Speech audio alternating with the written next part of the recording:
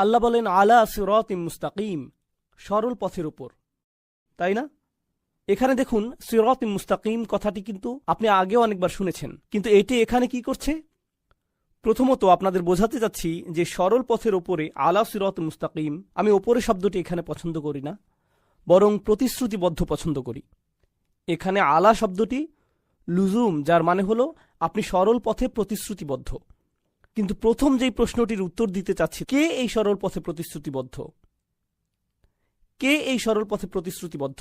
আমি কোরআনের শপথ করছি, পরিপূর্ণ প্রজ্ঞাময়, কত সুন্দর গাঁথুনি এতে, কত শক্ত এর বিধান। কোনো সন্দেহ নেই আপনি তাদের অন্তর্ভুক্ত যারা আসলেই প্রেরিত হয়েছে সরল পথের উপর। তাহলে সরল পথে কে?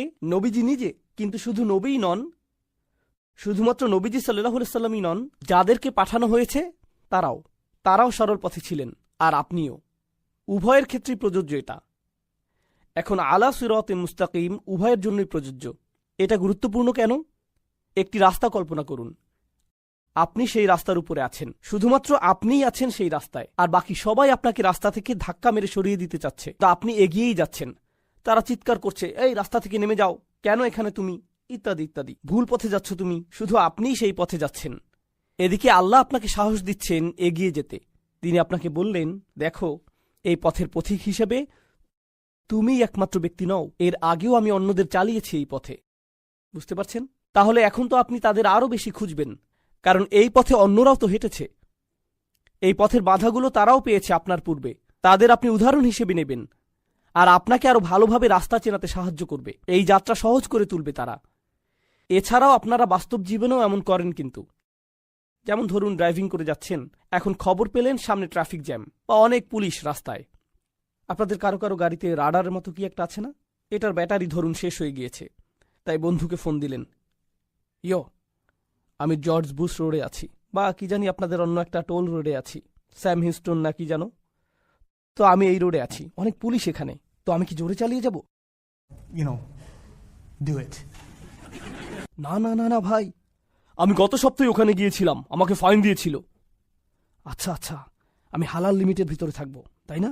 তো আপনি এমন কাউকে খোঁজেন যে এই রাস্তা দিয়ে আগে গিয়েছে, পথ চেনাতে সে আপনাকে সাহায্য করে। তো সাহায্যের একটি উৎস। আরেকটি জিনিস হল, নবীজি সাল্লাল্লাহু আলাইহি সাল্লাম আল্লাহর কালামের মাধ্যমে খুবই শক্তভাবে আপোষহীন রায় দিয়ে যাচ্ছেন। আল্লাহ তো কর্তৃত্বের সাথে বলেন, তিনি কোনো দাসের মতো কথা বলেন না, মনিবের মতো কথা বলেন, তাই তিনি ক্ষমতা কর্তৃত্বের সাথে বলেন। কিন্তু মানুষজনের কাছে সেটা আপত্তিকর থাকে, কারণ তারা তো আল্লাহকে বলতে শুনছে না, তারা কার স্বর শুনছে? রাসূল সাল্লাল্লাহু আলাইহি সাল্লাম। তুমি এভাবে কথা বলার কে? তারা রেগে যাচ্ছে। কিন্তু নবীজি কি থেমে গেছেন? না, প্রতিদিনই তাকে একই পথে আরও এগোতে হচ্ছে না? এখন আমাকে বলুন তো, এই পথে আপনি এগুতে থাকলে যৌক্তিকভাবেই কি আপনি ঝামেলায় পড়বেন না? আরো বেশি বেশি করে ঝামেলায় পড়তেই থাকবেন। পথ পাল্টানোর জন্য দিনকে দিন আপনার উপর চাপ প্রয়োগ বাড়তেই থাকবে। যত বেশি অগ্রগতি করবেন ততই বাধা পাবেন, আরো বেশি বাধা। আরো সম্ভাবনা আছে যে আপনি দেখুন একটু চাপ তো সহ্য করতে পারবেন, কিন্তু কালকে আপনাকে আরো চাপ সহ্য করতে হবে, পরদিন আরো বেশি, পরে আরো বেশি, আরো বেশি, আরো বেশি। অবস্থা খারাপের চাইতে খারাপ হতেই থাকবে, সহজ হবে না, আর কঠিন হবে। একজন সাধারণ মানুষ আর কতই বা চাপ সহ্য করতে পারে? এক সময় কি হয়? ভেঙে পড়ে, পথ পাল্টে ফেলে।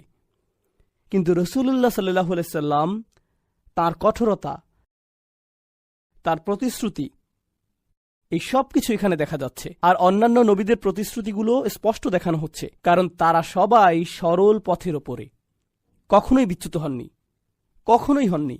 মানুষ তাদেরকে আক্রমণ করেছে, মানুষ তাদের নিয়ে হাসি ঠাট্টা করেছে, মানুষ তাদেরকে হুমকি ধামকি দিয়েছে, তাদেরকে নির্বাসিত করার, হত্যা বা অত্যাচার করার হুমকি নিয়ে এসেছে। এরপরেও তারা দমে যাননি। তাদের পরিবার এসেছিল তাদের কাছে, মুরব্বীরা এসেছিল, রাজনৈতিক নেতারা এসেছিল, সবাই এসেছিল, তবুও পথচ্যুত হননি, প্রতিশ্রুতিবদ্ধ ছিলেন। কঠোরতার এই ধারণাটাই জরুরি। এছাড়াও দেখুন, তিনি যে আসলে একজন রাসূল, এটাই কিন্তু তার একটা প্রমাণ। নইলে এত কষ্ট কেন শুধু শুধু সহ্য করবেন? আমরা কিন্তু এখনো সেই ধারণাতেই আছি যে এই কোরআনকে বহন করা সম্ভব শুধুমাত্র তখনই যখন আপনাকে প্রেরণ করা হয়, কারণ অতিরিক্ত চাপ, যেমন একজন মুফাসসির বলেছেন, ইলতিজামুহু দালিলুন আলা নবুয়তি ওয়াসিরাতিহি দালিলুন কামা আন্নাল কোরআন। এটা এখানে গুরুত্বপূর্ণ। কোরআনের নিখুঁত হবার কারণে, আমি যেটা বলেছিলাম, 3 ধরনের নিখুঁততা আছে কোরআনে, সেগুলোই প্রমাণ। এখন এই উদ্দেশ্যের প্রতি নবীর প্রতিশ্রুতি নিজেও আর একটা প্রমাণ, এই সবই প্রমাণ করে দিচ্ছে। কিন্তু এরপর এই আয়াত নিয়ে শেষ আরেকটা জিনিস আপনাদেরকে বলছি, আলা সিরাতিন মুস্তাকিম।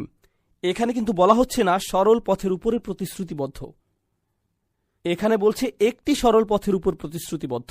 সিরাতিন মুস্তাকিম, ফানাক্কার লাফস, তিনি এটাকে নাকিরা করে দিলেন, সার্বজনীন করলেন। সাধারণভাবে সরল পথ আর একটি সরল পথ, এই দুইয়ের মাঝে পার্থক্য আছে। কারণ ফাতিহাতে আমরা কিন্তু বলি না যে আমাদেরকে একটি সরল পথে পরিচালিত করুন, আমরা বলি সরল পথে পরিচালিত করুন, ইহদিনাস সিরাতাল মুস্তাকিম।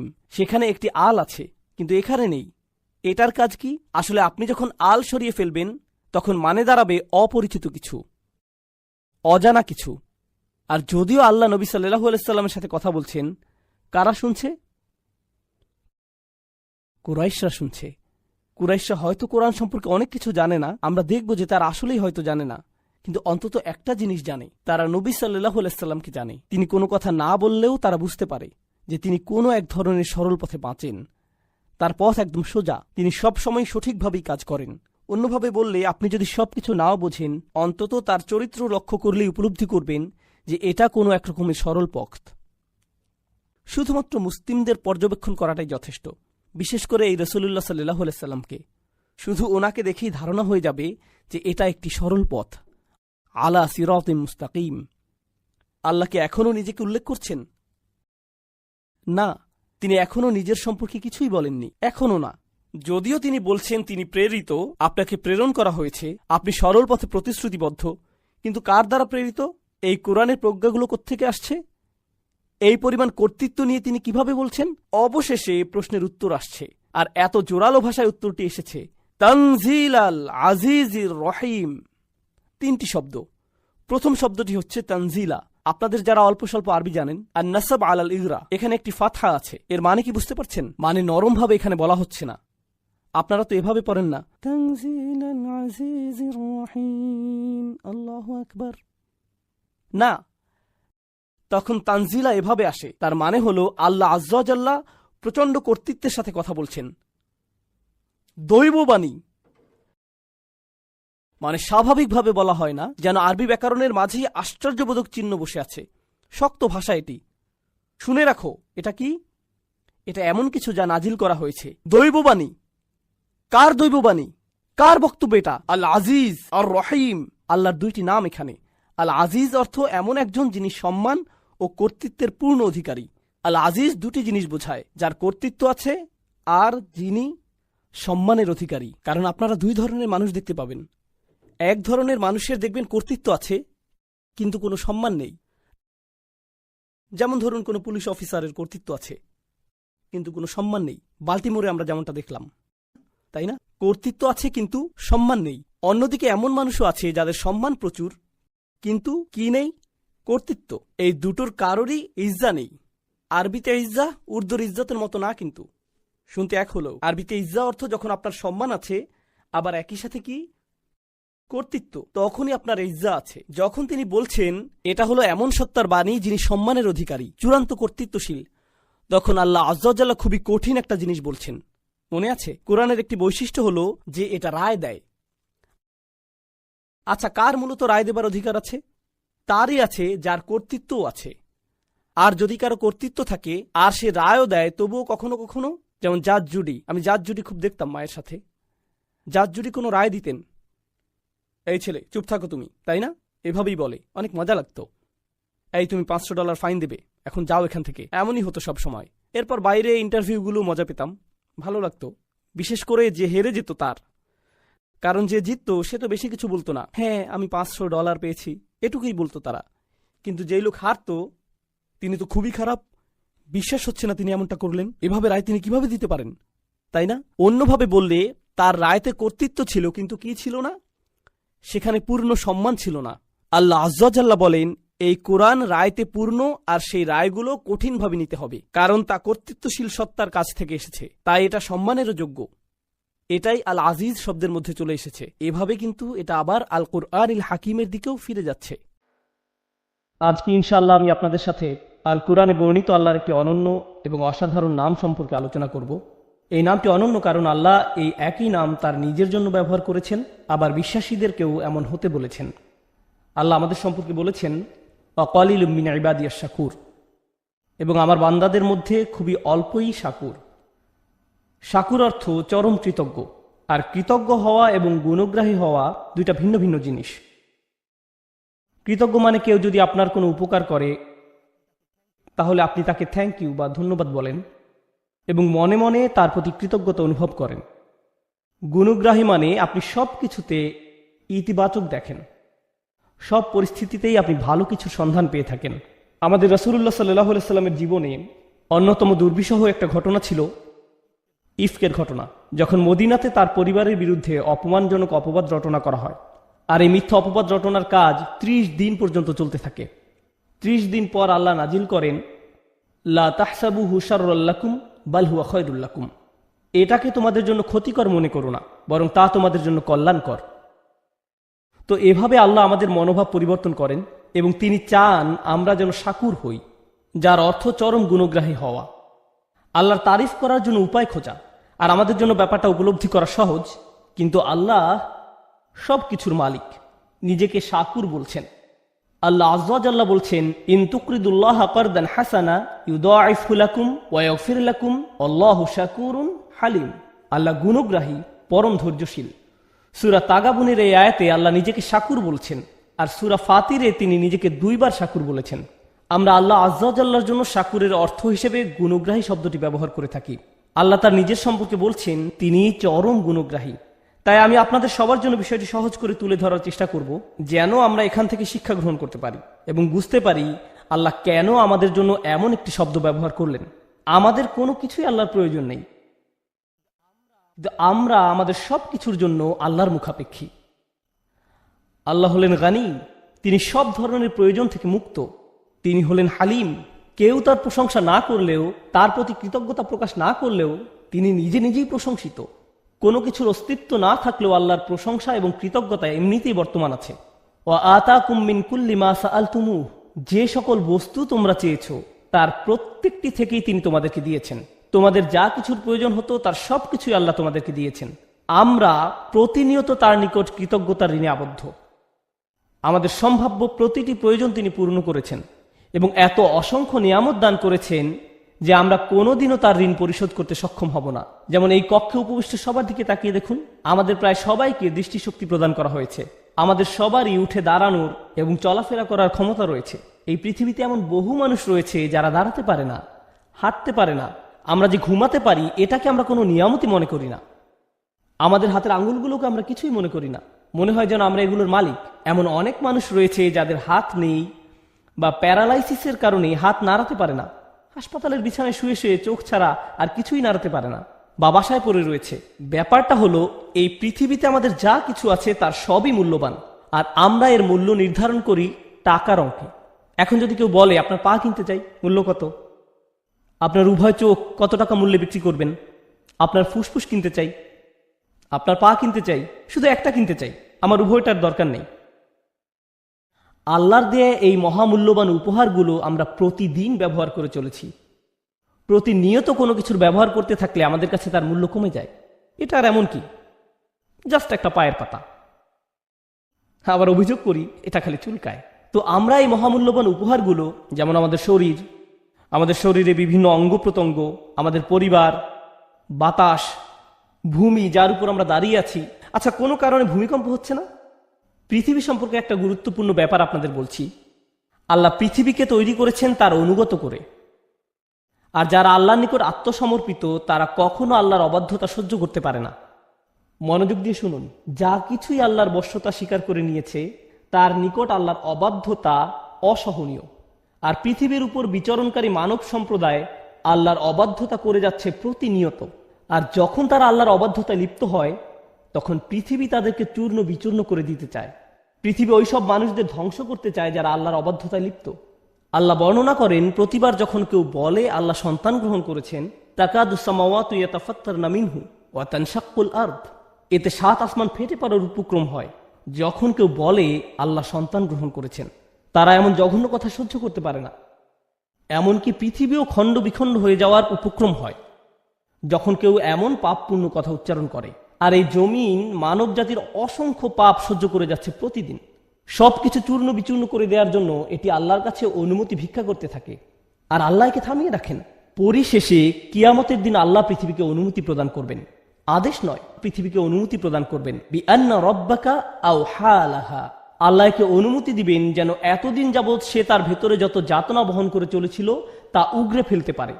এত সব পাপ নিয়ে আমরা যখন পৃথিবীর উপর দিয়ে চলতে থাকি, এটি যে কম্পন সৃষ্টি করে আমাদেরকে ধ্বংস করে না, তার জন্য আমরা কতটুকু কৃতজ্ঞ। আমাদের প্রতি আল্লাহ নিয়ামত গুণে শেষ করা যাবে না। আল্লাহ আমাদের যে অসংখ্য অগণিত উপহার দান করেছেন তা আমাদের ক্ষুদ্র মস্তিষ্কের ধারণা ক্ষমতার বাহিরে। এই জন্য পৃথিবীর সবচেয়ে কৃতজ্ঞ মানুষের কথা মনে করুন। এক্ষেত্রে আমার মনে পড়ে ইব্রাহিম আলাইসাল্লামের কথা। ইব্রাহিম আলাইসাল্লামের গোটা জিন্দিগি ছিল আল্লাহর প্রতি কৃতজ্ঞতার জিন্দিগি। জানেন আল্লাহ কিভাবে তার সমগ্র জীবনকে বর্ণনা করেছেন? তিনি বলেন, শাকির আল্লি আনউমিহি, তিনি শুধু অল্প কিছু অনুগ্রহের জন্য আল্লাহর কৃতজ্ঞতা দেখাতে পেরেছিলেন। আনউম ব্যবহার করা হয় অল্প কিছু অনুগ্রহের জন্য, আর নিয়াম শব্দটি ব্যবহার করা হয় অনেক বেশি নিয়ামতের জন্য। অর্থাৎ আল্লাহর অসাধারণ বান্দা ইব্রাহিম আলাইসাল্লামের মতো ব্যক্তিও যদি তার সমগ্র জীবন আল্লাহর প্রতি কৃতজ্ঞতা প্রকাশে ব্যয় করেন, তিনি শুধু সামান্য কয়টি নিয়ামতের শুকরিয়া আদায় করতে পারবেন আল্লাহ তাকে যত কিছু দিয়েছেন তার তুলনায়। এরপর তিনি বলেন, ওয়া ইন তাউদ্দু নিয়ামাতাল্লাহি লা তুহসুহা, যদি তোমরা আল্লাহর শুধু একটি অনুগ্রহ পুরোপুরি উপলব্ধির চেষ্টা করো, তোমরা সম্পূর্ণরূপে এটি গণনা করতে সমর্থ হবে না। আল্লাহর সকল অনুগ্রহ নয়, শুধু একটি নিয়ামাতাল্লাহ লা তুহসুহা, উদাহরণস্বরূপ চিন্তা করার সামর্থ্য, শুধু একটি অনুগ্রহ। আল্লাহর এই একটি অনুগ্রহ প্রতিদিন প্রতি মিনিটে কতভাবে আমার উপকার করে, আমি আল্লাহর শুধু একটি অনুগ্রহের উপকার গণনা করে শেষ করতে পারবো না। কিভাবে আমি আমার প্রতি তার প্রদত্ত সকল অনুগ্রহের শুকরিয়া আদায় করব? আমাদের প্রতি আল্লাহর জহেরা বা প্রকাশ্য অনুগ্রহ যেমন আছে, তেমনি আছে বাতিনাহ বা গোপন অনুগ্রহ। তিনি বলেন, ওয়াসবাগা আলাইকুম নি'মাহু যাহিরাতান ওয়া বাতিনা, এবং তোমাদের প্রতি প্রকাশ্য ও অপ্রকাশ্য নিয়ামত সমূহ পরিপূর্ণ করে দিয়েছেন। কতজন মানুষ উপলব্ধি করে যখন তারা রাস্তায় গাড়ি নিয়ে বের হয়, ইউরসিলা আলাইকুম হাফাজা, তখন আল্লাহ গাড়ির সামনে এবং পেছনে প্রতিরক্ষক ফেরেশতা পাঠিয়ে এর নিরাপত্তার ব্যবস্থা করেন যেন আপনি নিরাপদে বাসায় পৌঁছতে পারেন। আপনার গাড়ি যে রাস্তা থেকে ছিটকে পড়েনি, সেটা ব্রেক ভালো কাজ করার কারণে নয়, আপনার গাড়ি রাস্তায় টিকে আছে কারণ আল্লাহর গার্ডিয়ান ফেরেশতা পাঠিয়ে এর সুরক্ষার ব্যবস্থা করেছেন। কতজন মানুষ এটা উপলব্ধি করে? তাই আমাদের প্রতি আল্লাহর অনুগ্রহ এত অসংখ্য অগণিত পরিমাণ যে আমরা যদি প্রতি নিঃশ্বাসে শুকরিয়া আদায় করি, তবু সামান্য কিছু নিয়ামতের জন্য কৃতজ্ঞতা আদায় করতেও সমর্থ হব না। এজন্যই আল্লাহ মানবজাতি সম্পর্কে বলেছেন, মা কাদারুল্লাহ হাক্কা কদরিহি, তারা আল্লাহকে যথাযথ মর্যাদা দিতে পারেনি। তারা পারেনি। যেভাবে আল্লাহর গুণ গাওয়া উচিত ছিল, মানুষ সেভাবে তার গুণগান করতে পারেনি। এটা এক ব্যাপার। এখন এখানে একটু থেমে চলুন, মানবজাতি সম্পর্কে একটু কথা বলি। যখন আপনার ছোট ভাইকে সাহায্য করার জন্য প্রাণপণ চেষ্টা করেন, সে একদিন ফোন করে বলল, ভাই আমার একটু সাহায্য দরকার, আপনি কি অফিস থেকে একটু আসতে পারবেন? আমি তো একটা মিটিংয়ে আছি, কিন্তু আমার আপনার সাহায্যের খুবই দরকার, এখন কি আসতে পারবেন? তারপর আপনি মিটিং ক্যান্সেল করে ট্রাফিক জ্যাম অতিক্রম করে ছুটে গেলেন এবং তার কাজে তাকে সাহায্য করলেন। আর এটা বড় কোনো ব্যাপার ছিল না, তাই ছোট একটা কাজের জন্য গুরুত্বপূর্ণ মিটিং বাদ দিয়ে আসায় আপনি কিছুটা বিরক্ত। সিরিয়াসলি, তুমি এই সামান্য কাজের জন্য আমাকে এভাবে ডেকেছো? কিন্তু এরকম একবার নয়, সে বারবার আপনার সাহায্যের জন্য আপনাকে আহ্বান করে। এরপর এক সময় আপনি আর তার কোনো ফোন কল রিসিভ করেন না। ও আবার সে ফোন দিয়েছে, তখন টেক্সট মেসেজ পাঠান, আমি এখন ব্যস্ত, কল এলে কেটে দিব না, তাহলে সে বুঝে যাবে। এর চেয়ে বরং রিং হতে থাকুক। মানুষ এভাবে বারবার বারবার সাহায্য চাইলে আমরা বিরক্ত হয়ে পড়ি। তদুপরি উপকার করলেও তাদের মনে থাকে না, তারা এমনকি ধন্যবাদও দেয় না। তাদের কাছে এই উপকারের কোনো মূল্য থাকে না। তারা মুখ ঘুরিয়ে বলে, তুমি আমার জন্য কি করেছো? মানুষ এমনটা করে কিনা? আপনি তাদের জন্য সব করলেও তারা অকৃতজ্ঞের মতো অস্বীকার করে। তুমি আমার জন্য এমন আর কি করেছো? এমন কথা শোনার পর আপনি মনে মনে প্রতিজ্ঞা করেন, আমি জীবনে কোনোদিন আর তোমার কোনো উপকার করব না। তুমি বলছো আমি কোনোদিন তোমার জন্য কিছু করিনি? তোমার মতো ব্যক্তি এই কথা বলছে। এরপর আপনার তাকে স্মরণ করিয়ে দিতে হয় যে তার জন্য কি কি করেছেন। এতে হয়তো সে বলবে, ও তুমি এখন খোঁটা দিচ্ছ, লোকজনকে দেখাচ্ছ যে তুমি কেমন উপকারী লোক। একজন বিশ্বাসী হিসেবে এমনিতে আমাদের কাউকে উপকারের কথা মনে করিয়ে দেওয়া উচিত নয়। লা তুবতিলু সাদাকাতিকুম বিল মান্নি ওয়াল আযা, তোমরা অনুগ্রহের কথা প্রকাশ করে এবং কষ্ট দিয়ে নিজেদের দান খয়রাতকে বরবাদ করো না। এখন একবার ভেবে দেখুন, আল্লাহ আমাদের জন্য কত কিছু করেন প্রতিদিন, আর আমরা কত অল্প ধন্যবাদ দেই তাকে। আমরা কত সামান্য কৃতজ্ঞতা দেখাই। তারপর আমাদের যখন আবারও কিছু দরকার হয়, প্রয়োজনটা আমরা এমনকি মুখ ফুটে চাইও না। আমার ফুসফুসের প্রতি নিঃশ্বাসে বাতাসের দরকার হয়, এমনকি আমি যখন আল্লাহর অবাধ্যতা করছি তখনও বাতাসের দরকার হয়, ঠিক কি না? আমি আল্লাহকে ভুলে যাওয়া সত্ত্বেও তিনি আমাকে ভুলে যান না। তিনি আমার প্রয়োজন পূরণ করেন।